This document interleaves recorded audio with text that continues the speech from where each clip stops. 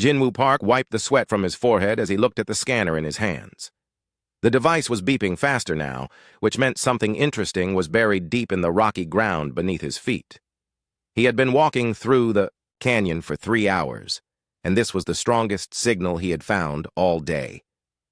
The red sun of Kepler 442b was setting behind the tall canyon walls, painting everything in deep orange light. Jinwoo knew he should head back to the mining colony soon. Captain So-Ra Kim had told all the survey teams to return before dark. The nights on this planet were cold and dangerous, but the scanner was showing something big, something that could change everything for the mining operation. Jinwoo was 28 years old and had been working as a geological engineer for 5 years. He loved his job, even though it meant living on remote planets far from Earth. The colony of New Busan was home to 3,000 humans who worked day and night to dig quantum crystals from the planet's crust. These crystals were the most important resource in the galaxy. Without them, spaceships could not travel faster than light. The scanner beeped even louder. Jinwoo knelt down and started digging with his portable drill. The rocky soil was hard, but after 10 minutes, he found what the scanner had detected. It was a cluster of quantum crystals, but they were different from anything he had seen before. These crystals were glowing with a soft blue light, and they felt warm to the touch. Jinwoo activated his communication device to call his team leader, but something was wrong. The device was not working. He tried several times, but all he heard was static. This was strange because the communication system on Kepler 442b was very reliable. Then he heard a sound that made his blood run cold. It was a low humming noise that seemed to come from everywhere at once. The sound grew louder and louder until the ground beneath his feet started to shake. Jinwoo looked up at the sky and saw something that should not have been there. 3 massive ships were dropping out of hyperspace directly above the canyon. The ships were unlike anything humans had ever built. They looked like they were made from living metal and crystal, with strange organic curves that hurt to look at. The ships were huge, each one probably the size of a small city. They moved silently through the air, defying the laws of physics that Jinwoo understood. As they descended, he could see weapons ports opening along their hulls like hungry mouths. Jinwoo knew he had to run. He grabbed his equipment bag and the strange glowing crystals, then started sprinting toward the canyon exit. His heart was pounding so hard he could hear it over the sound of his boots on the rocky ground. Behind him, bright beams of energy shot down from the alien ships. The beams hit the canyon walls, turning solid rock into glowing liquid that dripped like melted butter. Jinwoo could feel the heat on his back as he ran. He was almost at the canyon exit when the first alien soldier landed in front of him. The creature was like nothing from Earth's worst nightmares. It stood 8 feet tall on 6 legs that ended in razor-sharp claws. Its body was covered in armor that looked like it had grown from its skin. The armor was made of the same crystalline material as the ships, and it pulsed with inner light. The alien's head was the worst part. It had multiple eyes arranged in a circle around what might have been a mouth. When it moved, Jinwoo could hear a clicking sound, like hundreds of insects talking to each other. More alien soldiers were landing around the canyon. Jinwoo counted at least 20 of them, all moving with perfect coordination. They surrounded him quickly, their weapons pointing at his chest. Jinwoo raised his hands slowly. He had been trained for situations like this, though he had never believed he would actually need the training. The first rule was to stay calm and not make any sudden movements. One of the aliens stepped forward. This one was different from the others. It was larger, and its armor was more elaborate. Strange symbols glowed along its arms and chest. When it spoke, Jinwoo was surprised to hear words he could understand. "Human," the alien said in a voice like breaking glass. "You will come with us." "Who are you?" Jinwoo asked, trying to keep his voice steady. "What do you want?" The alien tilted its head, studying him with its multiple eyes. "We are the Vex Empire. You are now our prisoner. You will provide us with information about your species." Jinwoo's training told him to give only his name, rank, and identification number. But he was not a soldier. He was just an engineer who had found some interesting crystals. "I don't know anything important," Jinwoo said. "I'm just a mining engineer." The alien made a sound that might have been laughter. All humans know something important. Your neural pathways contain data about your colonies, your technology, your military capabilities. We will extract this information from your mind. Before Jinwoo could respond, one of the alien soldiers shot him with some kind of energy weapon. The beam hit his chest, and he felt his muscles lock up. He could not move, but he was still conscious. His body felt like it was made of stone. The aliens picked him up and carried him toward one of their ships. As they moved, Jinwoo could see the canyon around him changing. The alien weapons had melted huge sections of rock, creating new pathways and caves. In just a few minutes, they had reshaped the landscape that had taken millions of years to form. The ship they carried him to was even more terrifying up close. The hull was covered in what looked like veins and arteries, pulsing with different colored lights. There were no visible doors or windows, just organic openings that dilated like pupils when the aliens approached. Inside the ship, Jinwoo was placed in what could only be described as a cell. The walls were soft and warm, like the inside of some giant creature. Strange tubes hung from the ceiling, and the floor seemed to breathe beneath his feet. As the paralysis wore off, Jinwoo could move again. He tried to find a way out of the cell, but there were no visible doors or controls. The walls responded to his touch, becoming firmer when he pushed against them. Through the organic walls, he could feel the ship moving. They were leaving the planet's surface, heading into space. Jinwoo thought about his team, wondering if they had escaped.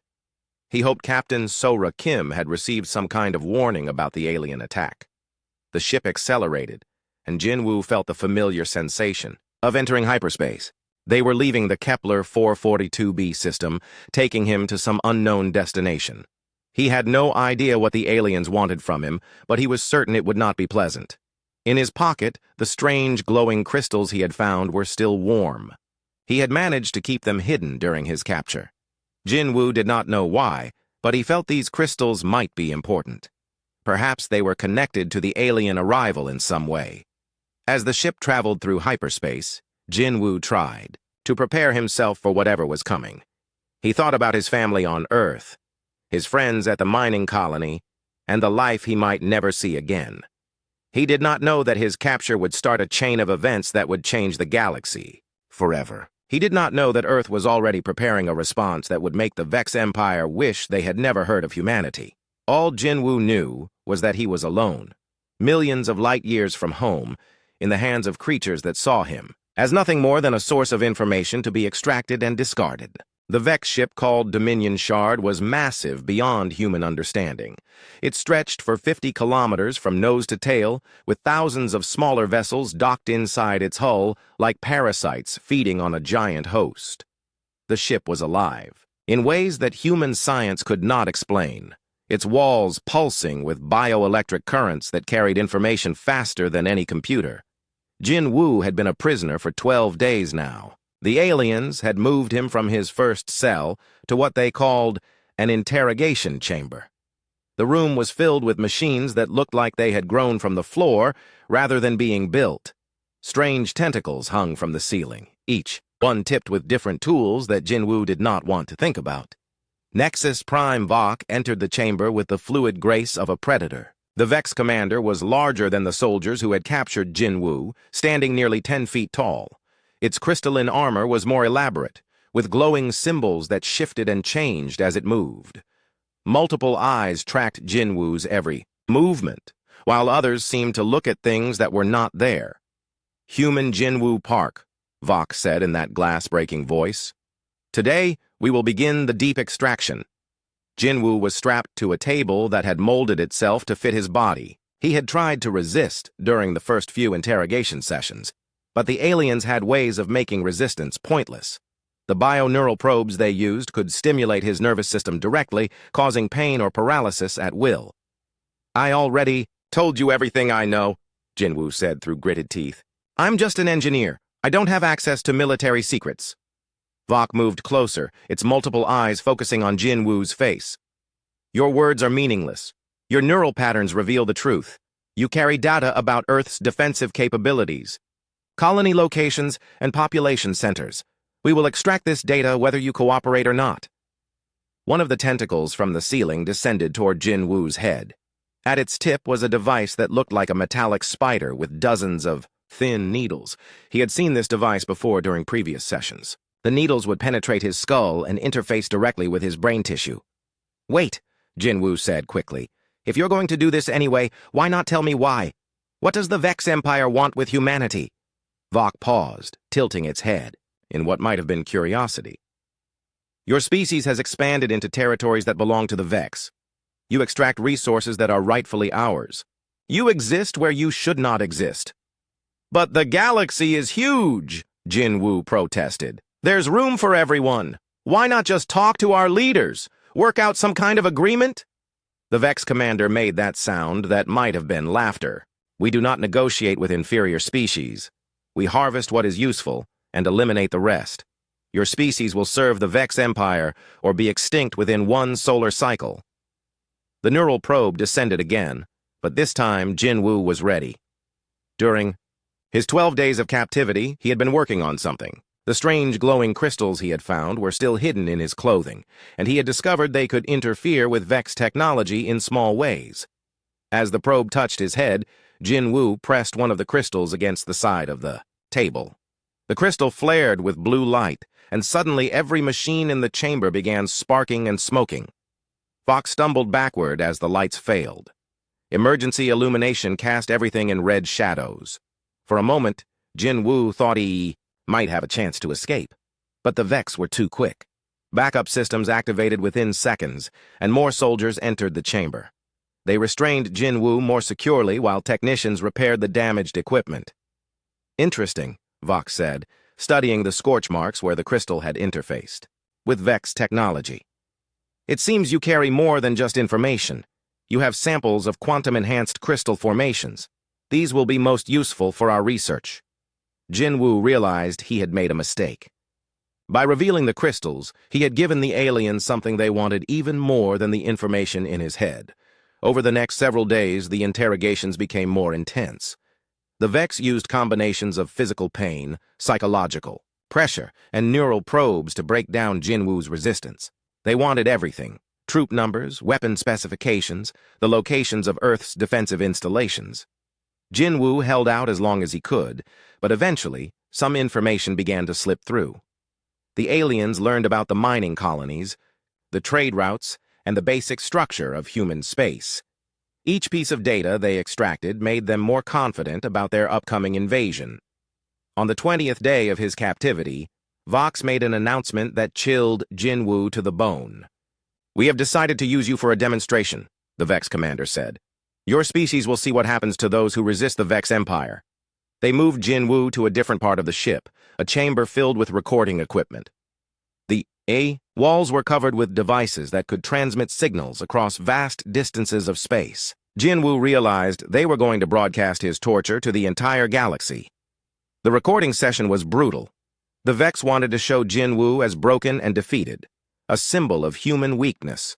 They forced him to read statements about the superiority of the Vex Empire and the futility of resistance. But Jin Woo found small ways to resist. When they made him list human colony locations, he gave coordinates that were slightly wrong. When they forced him to describe Earth's defenses, he exaggerated some capabilities while hiding others. The Vex did not seem to notice these small deceptions. The final part of the recording was the ultimatum. Vox spoke directly to the camera, his multiple eyes reflecting the light in disturbing ways. "Humans of Earth," the Vex commander said, "we have captured one of your species. As you can see, he is now under our complete control. You have 30 of your standard days to withdraw from all disputed territories and surrender your quantum crystal mining operations. If you refuse, we will execute this prisoner and begin the systematic destruction of your colonies." Jin Woo was forced to look into the camera as Vok continued the message. "Your species is weak and primitive. You cannot stand against the might of the Vex Empire. Surrender now, and some of you may be allowed to live as slaves." After the recording was complete, Jin Woo was returned to his cell. He felt defeated and exhausted, but he also felt something else: anger. The Vex thought they understood humanity, but they were wrong. They saw humans as just another species to be conquered and enslaved. What the Vex did not understand was that humans were different. They had spent thousands of years learning how to fight wars, how to survive against impossible odds, and how to come together when threatened. The capture of one human would not make Earth surrender. It would make them furious. The transmission was sent across multiple star systems, carried by quantum relay stations that could reach any corner of the galaxy. The message would take weeks to reach Earth, but when it did, it would trigger a response that the Vex Empire could never have imagined. In his cell, Jinwoo held the remaining crystal in his hand. Its blue glow was faint now, but it still felt warm against his skin. He did not know what these crystals were or why they could interfere with Vex technology, but he suspected they would be important somehow. The ship continued its journey through hyperspace, carrying Jinwoo toward whatever fate the Vex had planned for him. He tried to stay strong, remembering his training and thinking about his family back on Earth.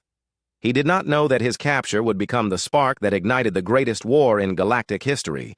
He did not know that Earth was already preparing weapons that could destroy entire star systems. All he knew was that he had to survive long enough for help to arrive, and help was coming, though not in the way anyone expected.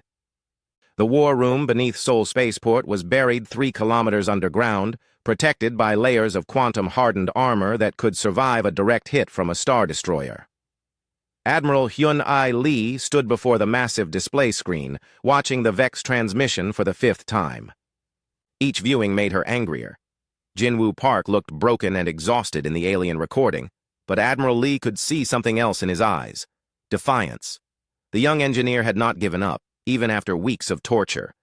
That made what she was about to do both easier and harder. "Play it again," she ordered. "Admiral," said Captain Wan Suzhou, her aide, "we've analyzed every frame. The message is clear. They want us to surrender or they'll kill him and attack our colonies." Admiral Lee turned away from the screen. She was 53 years old and had spent her entire adult life preparing for this moment. Not this exact situation, but something like it. The possibility that humanity would face an enemy that threatened their very existence. "Send the activation codes," she said quietly. Captain Joe looked confused. "Which codes, Admiral?" "All of them. Protocol Omega is now in effect." The color drained from Joe's face. Every military officer above the rank of colonel knew about Protocol Omega, but most had hoped it would never be used. It was humanity's final contingency plan, developed in secret over the past century. The plan for total war. Admiral Lee walked to the secure communication console and placed her hand on the scanner. The machine read her palm print, retinal pattern, and DNA signature before accepting her identity. Then she spoke the words that would change everything. "This is Admiral Hyun-A Lee, Supreme Commander of Terran Defense Coalition. Authorization code Omega 77 Alpha. All sleeping protocols are now active. All hidden assets are authorized for immediate deployment. We are at war." The message went out simultaneously to dozens of locations across the solar system. In bunkers on Mars, automated factories began producing weapons that had been forbidden by every treaty in galactic history. In the asteroid belt, construction ships started assembling devices that could crack planets in half. President Jamin Choi arrived in the war room 20 minutes later, still wearing his formal dinner clothes from a state function. He looked at the displays showing activation signals across human space and felt his stomach drop. "Hyun-A," he said quietly. "Tell me you haven't started a galactic war over one captured engineer." Admiral Lee turned to face the president. Her expression was harder than steel. "Sir, they didn't just capture Jinwoo Park. They captured a human being. They tortured him and broadcast it to the galaxy as a threat. That makes this an attack on all of humanity." "But the resources this will require," President Choi protested. "The cost in lives and materials. Surely we can negotiate." "With respect, Mr. President, the time for negotiation ended when they sent us that recording. The Vex Empire has made their intentions clear. They want us to surrender or be enslaved. That is not acceptable." Admiral Lee activated another display, showing the current positions of human military assets. Most people thought Earth's fleet consisted of a few hundred ships scattered across a dozen star systems. They were wrong. "Sir, for the past 112 years, humanity has been preparing for this day. We've been building weapons and ships in secret, training soldiers in hidden facilities, and developing technologies that our enemies don't know exist. Deep beneath the Pacific Ocean, Dr. Yoonji Yoon was overseeing the final assembly of devices that violated every principle of civilized warfare. The planet-killer missiles used quantum cascade reactions to destabilize the nuclear forces holding matter together. One missile could turn a world into radioactive dust in minutes. "How many do we have ready?" asked her assistant, Colonel Minho Sung. 47, Dr. Yoon replied, checking her computer display. "And the factories are producing more every hour. By the end of the week, we'll have enough to sterilize every Vex world in known space." Colonel Sung looked uncomfortable. "Doctor, these weapons? Using them would make us no better than the aliens we're fighting." Dr. Yoon stopped working and looked at him directly. "Colonel, the Vex Empire has been expanding across the galaxy for centuries. They've enslaved or exterminated dozens of species. They see other intelligent life as resources to be harvested. If we don't stop them now, they'll do to us what they've done to everyone else." In a hidden facility in the Kuiper Belt, General Taeho Shin was activating humanity's most secret weapon, the Ghost Fleet. These ships used quantum phase technology that made them invisible to all known forms of detection. They could appear anywhere in the galaxy without warning. The Ghost Fleet consisted of 300 dreadnoughts, each one carrying enough firepower to destroy a star system. They had been hidden in the empty spaces between stars for decades, waiting for this moment. "All ships report ready for deployment," announced Commander Seo Jin Han from the bridge of the flagship Invisible Sword. General Shin nodded grimly. "Begin. Phase 1 operations. Target every known Vex military installation. I want them to think their own shadows have turned against them." On Earth, Colonel Eugene Kong was activating sleeper cells that had been in place for 50 years. Human agents embedded in alien civilizations across the galaxy began gathering intelligence and preparing for sabotage operations. Agent Byung-ho Kim, who had spent 20 years posing as a trader on the alien world of Zentara Prime, received his activation code while eating dinner at a spaceport cantina. He calmly finished his meal, paid his bill, and walked to a storage locker he had rented decades ago. Inside was enough explosive to level half the city. Agent Mi Young Park was working as a communications technician on a space station in Vex territory. When her activation signal arrived, she began installing virus programs into the station's computer systems. Within hours, every piece of information flowing through the station would be copied and transmitted to Earth. The scale of humanity's preparation was staggering. Every human colony had hidden weapon stockpiles. Every trade ship carried concealed military hardware. Every civilian facility could be converted to military production within hours. But the most terrifying aspect of humanity's war machine was not its technology or its weapons. It was the philosophy behind it. Humans had learned from thousands of years of warfare that sometimes the only way to ensure peace was to make the cost of aggression absolutely unbearable. In the war room, Admiral Lee was coordinating with military commanders across human space.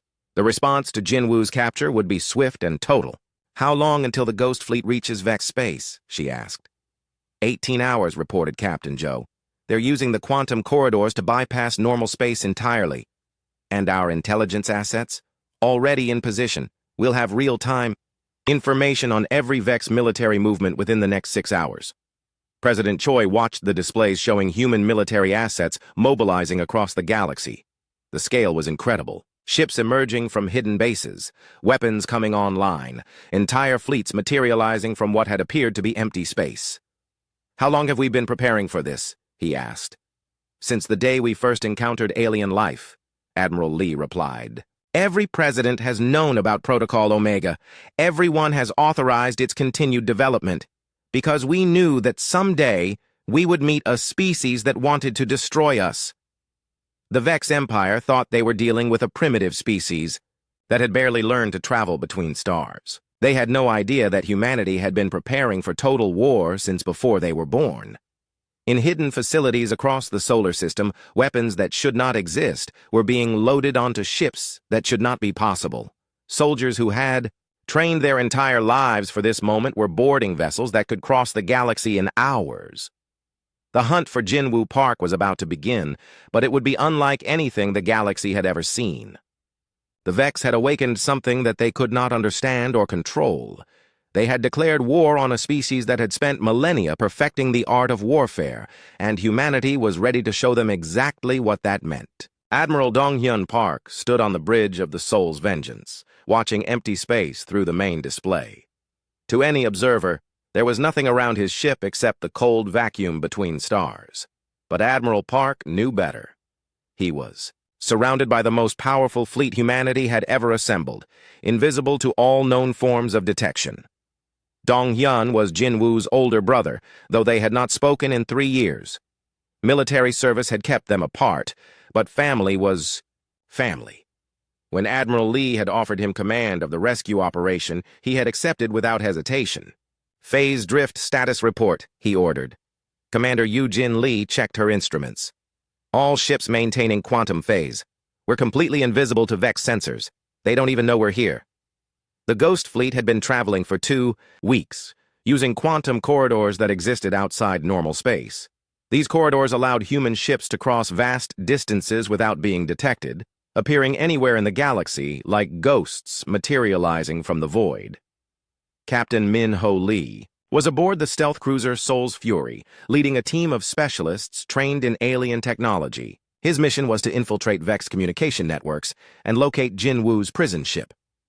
"Beginning network penetration," Captain Lee reported over the secure channel. "Vex communications are heavily encrypted, but our quantum computers should be able to break their codes." The Soul's Fury moved closer to a Vex relay station, still invisible in quantum phase. Specialist Ju-Won Kim deployed microscopic probes that attached themselves to the station's communication arrays. Within minutes, they were intercepting every message flowing through the Vex network. What they found was disturbing. "Admiral," Captain Lee's voice was tight with anger. "You need to see this.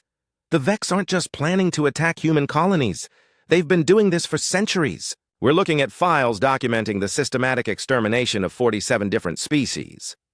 Admiral Park studied the intercepted data on his screen. The files contained detailed records of Vex conquest campaigns stretching back thousands of years. Each campaign followed the same pattern: capture a few individuals for study, demand surrender, then proceed with total annihilation regardless of the response. They never intended to honor any surrender, Admiral Park realized. The ultimatum was just for show. They're going to attack us no matter what we do. The data also revealed something else: the location of the Dominion Shard, the massive ship holding Jinwu prisoner. It was currently in the Proxima Vexus system, 3 days away at maximum speed. But there was another discovery that changed everything. Dr. Haiwan Nam was aboard the research vessel Soul's Discovery, analyzing captured Vex technology, when she made the breakthrough. She had been studying the biomechanical nature of Vex ships and equipment for weeks, trying to understand how their technology worked. "I've found it," she announced over the command channel. "The weakness we've been looking for." Admiral Park's image appeared on her screen. "What did you find, Doctor?" "All Vex technology is connected through quantum-entangled neural networks," Dr. Nam explained. "Their ships, their weapons, even their armor. Everything shares the same basic consciousness matrix. It's how they coordinate so perfectly." "And that's a weakness how?" Dr. Nam smiled grimly. "Because it means a properly designed virus could cascade through their entire civilization. If we can access their network and introduce the right kind of disruption, we could disable all their technology simultaneously." The implications were staggering. Instead of fighting the Vex fleet by fleet, ship by ship, humanity could potentially cripple their entire empire in a single coordinated attack. But first, they needed to rescue Jinwu. Fleet Commander Sang-wook was coordinating the overall strategy from his flagship, the Hidden Blade. The rescue mission had expanded into something much larger: a comprehensive intelligence-gathering operation designed to map the entire Vex Empire. Phase 2 is now active, Commander O announced to the fleet. "All ships begin deep reconnaissance. I want complete tactical data on every Vex installation in this sector. Human ships phased into existence around dozens of Vex worlds, invisible and undetected. They mapped defense systems, cataloged military assets, and identified key infrastructure, targets." The Vex had no idea they were being watched. Agent Mi-Young Park, still working undercover on the Vex communication station, had planted monitoring devices throughout the facility. She was listening to every order flowing through the Vex command structure. "They're planning something big," she reported to her handler on Earth. "Multiple fleets are being recalled to the home system. It looks like they're preparing for a major offensive against human space." The intelligence was crucial. The Vex were not content to wait for humanity's surrender. They were already mobilizing for an invasion that would dwarf anything the galaxy had ever seen. On the Soul's Vengeance, Admiral Park was reviewing the tactical situation with his senior officers. The rescue of Jin Woo had become secondary to a much larger mission: preventing the extinction of humanity. "We have a choice," Admiral Park told his staff. "We can attempt to rescue my brother and risk exposing our capabilities, or we can use our intelligence advantage to strike first." Captain Sung-Min Yoon, the fleet's chief strategist, spoke up. "Sir, with respect, I don't think those are mutually exclusive options. If we coordinate the rescue with a larger operation, we could accomplish both objectives." Admiral Park studied the tactical displays. The Vex Empire controlled 17 star systems with hundreds of military installations, but they had one critical vulnerability: their reliance on centralized command and control. "Dr. Nam," Admiral Park said over the communication channel, "how long would you need to develop this quantum virus?"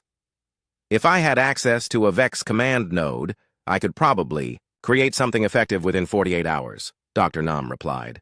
"But I'd need direct access to their neural network." "The Dominion Shard," Captain Lee said suddenly.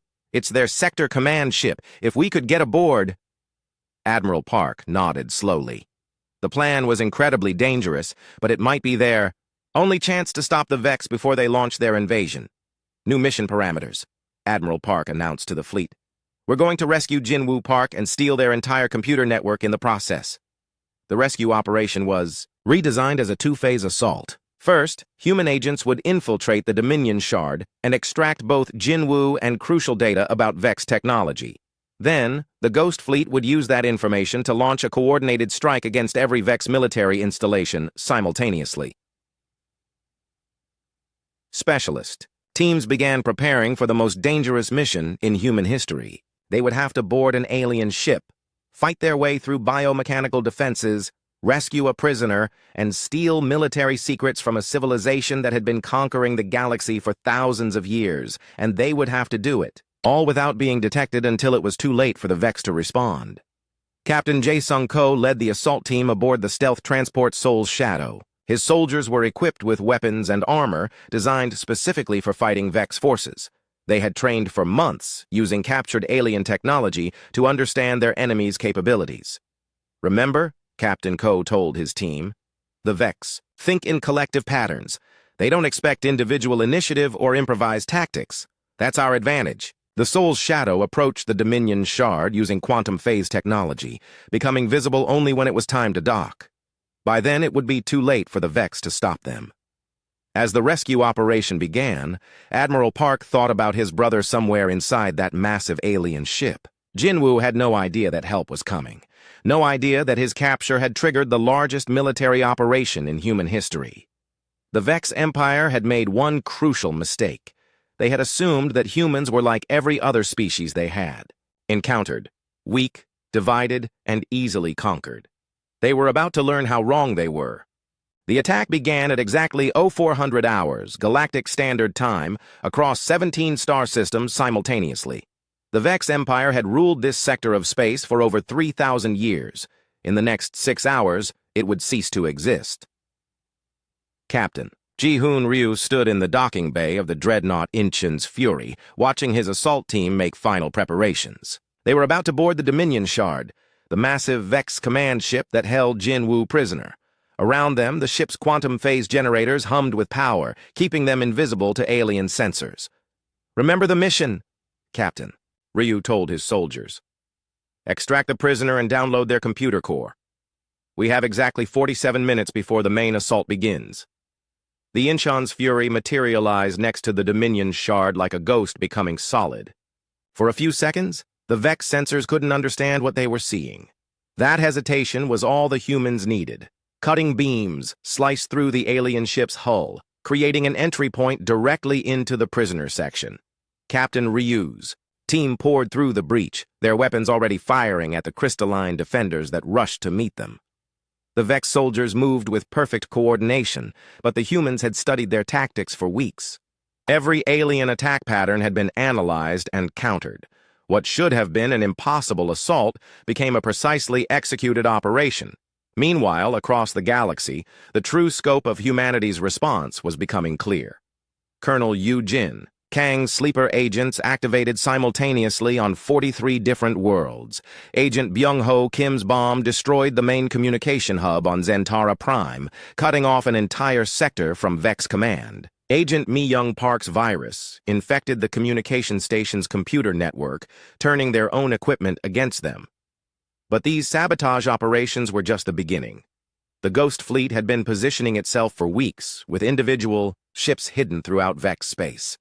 Admiral Dong-hyun Park gave the signal, and 300 dreadnoughts materialized from quantum phase simultaneously. The Vex defenders never had a chance to react. Human ships appeared in the heart of their most secure systems, already firing planet-killer weapons at critical targets. Defense platforms that had protected Vex worlds for millennia were destroyed before they could even detect the attackers. On the research vessel Seoul's Discovery, Dr. Hai-Won Nam was working frantically to complete the quantum virus. She had been analyzing Vex technology for weeks, looking for the critical weakness that would allow a software attack to cascade through their entire network. "I need more processing power," she told her assistant, Lieutenant Dae-ho Shin. "Patch me into the ship's main computer core." The virus was incredibly complex, designed to exploit the quantum entanglement that connected all Vex technology. Once introduced into their network, it would spread at the speed of thought, disabling every ship, weapon, and communication system in the Empire. Inside the Dominion Shard, Captain Ryu's team was fighting their way through biomechanical corridors that seemed to shift and change around them. The ship itself was trying to stop them, sealing passages and redirecting life support to slow their advance. "Contact!" Sergeant Wan-shik Jung called out as a group of Vex soldiers emerged from a wall that had previously appeared solid. The aliens moved like liquid metal, their crystalline armor reflecting the weapon fire in dazzling patterns. The human soldiers responded with tactics the Vex had never encountered. Instead of standing and fighting, they used mobility and improvisation. Smoke grenades filled the corridor while the humans flanked around using maintenance shafts that the aliens had not considered defensible. Captain Ryu reached the prisoner section and began searching the biomechanical cells. Most were empty, but some contained the remains of other species that had challenged the Vex Empire. The sight filled him with cold rage. He found Jin Woo in the deepest cell, barely conscious, but alive. The young engineer had been through weeks of torture, but his eyes still showed defiance when he saw the rescue team. "About time," Jin Woo whispered, managing a weak smile. "I was starting to think nobody was coming." "We never leave anyone behind," Captain Ryu replied, cutting through Jin Woo's restraints. "Can you walk?" "I can run if I have to." As they helped Jin Woo to his feet, he pulled something from his clothing. The strange crystals he had found on Kepler 442b were still glowing with soft blue light. "These are important," Jin Woo said urgently. "They can disrupt Vex technology. I've been using them to sabotage their neural probes." Captain Ryu studied the crystals with new interest. "Dr. Nam needs to see these. They might be the key to her virus program." The extraction team fought their way back through the ship, carrying Jin Woo and the precious crystals. Behind them, Vex reinforcements were converging on their position, but it was too late. The humans had already accomplished their primary mission. As the rescue team returned to the Inchen's Fury, the ship's computer specialists were downloading terabytes of data from the Dominion Shard's memory core. Every tactical plan, every fleet position, every weapon specification. Humanity was stealing the entire military database of the Vex Empire. Dr. Nam received the crystal samples and began analyzing them immediately. What she found exceeded her wildest hopes. "These aren't just crystals," she announced over the command channel.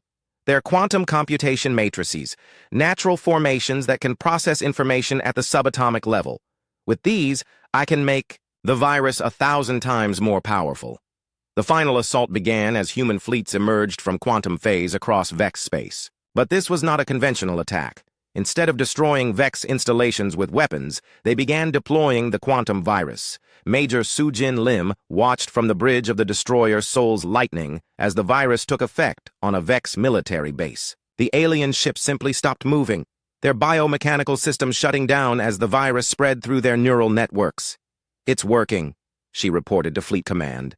"All Vex technology in this system is going offline." The virus spread faster than anyone had anticipated. The quantum entanglement that connected all Vex technology became the mechanism of their destruction. As each infected system connected to others, the virus propagated across the galaxy at the speed of thought. On Vex worlds, massive biomechanical cities went dark as their organic computers shut down. Fleets of warships that had terrorized the galaxy for millennia drifted powerless through space. Even individual Vex soldiers found their armor and weapons failing as the virus reached their personal equipment. Fleet Commander Sang-wook monitored the assault from his flagship, watching as 17 star systems fell silent one by one. The Vex Empire, which had seemed unstoppable just hours before, was collapsing faster than anyone had thought possible. "Status report on the Dominion Shard," Commander O requested. "Target neutralized," Admiral Park reported. "The virus has shut down all their systems. They're completely helpless." The rescue of Jin Woo had succeeded, but the operation had grown into something much larger. Humanity had not just saved one prisoner. They had eliminated an entire galactic empire in the space of 6 hours.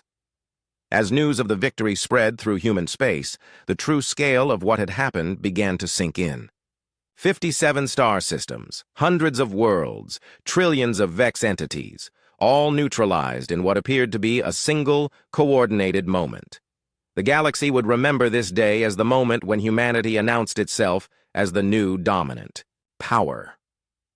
The species that had seemed primitive and weak had demonstrated a capacity for total warfare that no alien civilization could match. But for Jinwoo Park, floating in the medical bay of the Incheon's Fury as doctors treated his injuries, the victory felt hollow. He had been rescued, but at the cost of an entire civilization. The weight of that knowledge would stay with him for the rest of his life. The Vex Empire was gone, destroyed by the very technology they had used to oppress others, and humanity had shown the galaxy exactly what happened when you threatened one of their own. 6 months after the destruction of the Vex Empire, Jinwoo Park stood before the Galactic Council in the Great Assembly Hall of New Geneva. The hall was filled with representatives from 47 different species, all of whom had been freed from Vex oppression by humanity's decisive action. Jinwoo looked different now. The torture had left scars on his body and mind, but his eyes held a strength that had not been there before. He wore a simple black suit rather than a military uniform, though he carried the honorary rank of Admiral in recognition of his role in starting the war that changed everything. Secretary General HFY called the assembly to order. She was the first human to hold this position, elected unanimously by the grateful species that humanity had liberated. The Galactic Council itself was a new institution, created to prevent any single empire from dominating the galaxy again. "We are here today to establish the principles that will govern our shared future," Secretary General Wan announced. "The events of the past year have shown us what happens when peaceful species face an enemy that knows only conquest and slavery." The PAO delegates listened in respectful silence. Many of them represented civilizations that had been enslaved by the Vex for centuries. Others came from worlds that had been marked for destruction before humanity's intervention saved them. Jinwoo was called to testify about his experiences aboard the Vex ship. His account of the torture and interrogation was difficult to hear, but necessary for the historical record.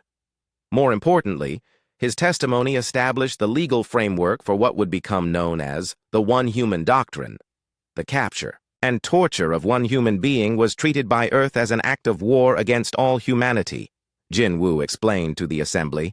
This was not an overreaction or a military mistake. It was a deliberate statement of principle. Ambassador Ketra of the Zalani Republic, whose people had been enslaved by the Vex for 800 years, asked the question that many were thinking. But surely the complete destruction of an entire empire was excessive. Could not some form of negotiation have been attempted? Jinwoo looked at the ambassador for a long moment before responding. "Ambassador Ketra, How many of your people did the Vex kill during their centuries of occupation? Approximately 4 billion, the ambassador replied quietly. And how many humans were killed in our response to their aggression? The question hung in the air.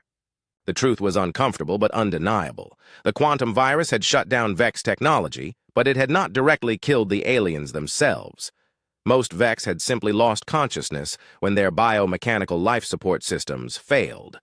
Death had come later, from starvation and exposure.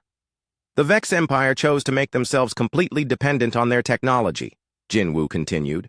When that technology failed, they could not survive. Humanity did not set out to commit genocide.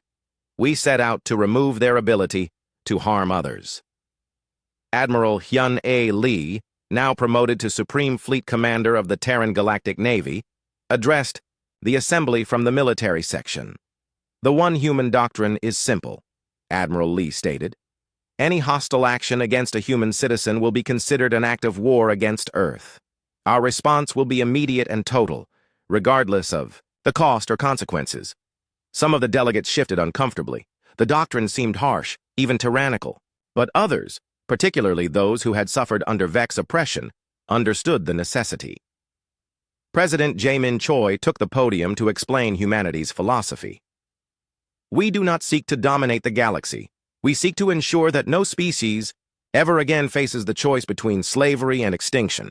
The one human doctrine serves as a deterrent to any who might consider aggression against peaceful civilizations. The Assembly voted to formalize the doctrine as galactic law. Any attack on humanity would be met with the combined response of all member species. But more importantly, humanity committed to defending any peaceful civilization that faced extinction-level threats. After the formal session, Jinwoo walked through the corridors of the council building with Dr. Hai-Wan Nam, who had become famous throughout the galaxy as the creator of the quantum virus that ended the Vex Empire. Do you ever regret what we did? Dr. Nam asked as they looked out at the harbor of Lake Geneva. Jinwoo considered the question carefully. I regret that it was necessary. I regret that the Vex chose conquest over coexistence. But I don't regret that they were stopped. The quantum crystals that Jinwoo had discovered on Kepler 442b had become the foundation for a new generation of human technology. Research stations throughout human space were studying the crystal's unique properties, leading to breakthroughs in faster-than-light travel, quantum computing, and energy production. General Tai-Ho Shin's Ghost Fleet had been expanded into a permanent rapid response force with ships stationed throughout the galaxy to respond to threats against any peaceful civilization. The fleet remained invisible, a constant reminder that humanity was watching. The former Vex territories had been redistributed among the species they had oppressed. Worlds that had been strip-mined for resources were being restored. Populations that had been enslaved were learning freedom again. Jinwoo had returned to his work as an engineer, but now he administered the entire Kepler system. The mining colony that had been his home had grown into a major industrial center, producing the quantum crystals that powered human technology. As they walked, Dr. Nam showed Jinwoo a classified report that had just arrived from Deep Space Monitoring. Stations. We're detecting signals from the Andromeda Galaxy, she said quietly. Long-range analysis suggests another expansionist empire, possibly even larger than the Vex. Jinwoo read the report with growing concern. The signals indicated a civilization with technology comparable to the Vex, but with military forces that might dwarf anything the Milky Way had ever seen. What's our response? He asked. Dr. Nam smiled grimly. Admiral Lee has already authorized a transmission to Andromeda. We're sending them the complete historical record of what happened to the Vex Empire, along with a simple message. The transmission had been sent using quantum relay technology, crossing the vast gulf between galaxies in a matter of hours. It contained detailed footage of the Vex Empire's destruction, tactical analyses of human military capabilities, and a single line of text. They took one human prisoner. This is what remained of them. Choose wisely. The message was humanity's way of announcing their presence to potential threats, while offering them a chance to learn from the Vex Empire's mistake. As Jinwoo returned to his quarters that evening, he thought about the path that had led from his capture to this moment. One mining engineer's discovery of strange crystals had triggered the greatest war in galactic history. His torture and imprisonment had become the catalyst for humanity's emergence as the galaxy's dominant power. The irony was not lost on him. The Vex had captured him hoping to learn about human weaknesses. Instead, they had discovered humanity's greatest strength, their willingness to pay any price to protect their own. The galaxy was safer now, protected by the one human doctrine and the visible presence of Earth's military forces. But Jinwu knew that new threats would emerge eventually. Other empires would test humanity's resolve, and each time, Earth would respond with the same message. Touch one human, and face the wrath of all humanity.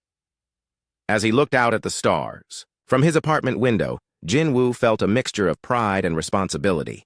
He had become a symbol of humanity's refusal to accept defeat or submission. His survival had inspired the greatest military victory in galactic history. But with that victory came the burden of maintaining peace through strength. Humanity had shown the galaxy what they were capable of when threatened. Now, they had to prove they could be trusted with the power they had claimed. The one human doctrine was more than just a military policy. It was a promise to protect the innocent and a warning to those who would threaten them. As long as humanity existed, no peaceful species would face extinction alone. And if another empire chose to test that promise, they would learn what the Vex had learned too late. Humanity was not just another species to be conquered. They were a force of nature that responded to threats with overwhelming, implacable fury. The galaxy had been warned.